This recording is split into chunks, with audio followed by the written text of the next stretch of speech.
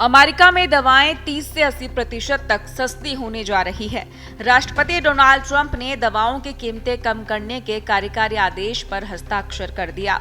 राष्ट्रपति के हस्ताक्षर के बाद दवा कंपनियों को कीमतें घटाने के लिए 30 दिन का समय दिया गया है।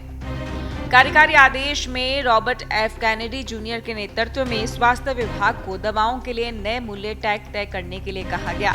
अभी ये स्पष्ट नहीं है कि राष्ट्रपति ट्रंप के इस आदेश का उन लाखों अमेरिकी नागरिकों पर क्या प्रभाव पड़ेगा जिनके पास निजी स्वास्थ्य बीमा है।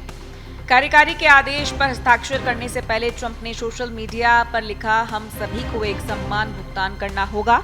हम वही भुगतान करेंगे जो यूरोप करता है। मैं कई वर्षों से देख रहा हूं कि अमेरिका में दवाओं के दाम अन्य देश की तुलना में काफी ज्यादा है, लेकिन क्यों है ये आज तक समझ नहीं पाया। कभी कभी तो एक कंपनी की प्रयोगशाला या प्लांट में निर्मित एक दवा अन्य कंपनियों की दवा की तुलना में 5 से 10 गुना ज्यादा महंगी होती है। फार्मा कंपनियां रिसर्च और निर्माण लागत को दवाइयों की ऊंची कीमतों का कारण बता रही है। मैं दवाइयां सस्ती करने का आदेश जारी करूंगा, इससे देश के नागरिकों की स्वास्थ्य सेवा लागत में कमी आएगी। इस आदेश के बाद भारत पर क्या प्रभाव पड़ेगा ये भी आपको बता देते हैं। भारत को दवा निर्यात के लिए जाना जाता है। वैक्सीन से जेनरिक दवाओं तक में भारतीय कंपनियों का दबदबा है।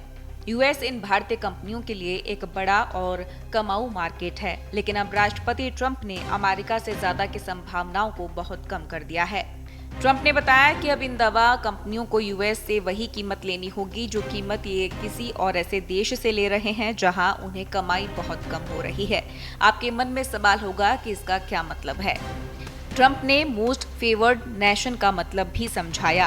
ट्रंप के अनुसार यूएस किसी दवा के लिए वही कीमत देगा जो किसी और देश द्वारा दी जा रही है और वह अन्य सभी देशों द्वारा दी जा रही कीमत से कम है।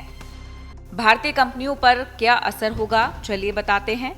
जैसा कि हमने बताया, भारत की फार्मा कंपनियां दुनिया भर में निर्यात के लिए जानी जाती हैं। यही कारण है कि बाजार में तेजी के बावजूद फार्मा इंडेक्स लगभग सपाट ही बंद हुआ। साथ ही यूएस दवाओं की कीमतें तय करने में बिचौलियों की भूमिका भी खत्म कर देगा।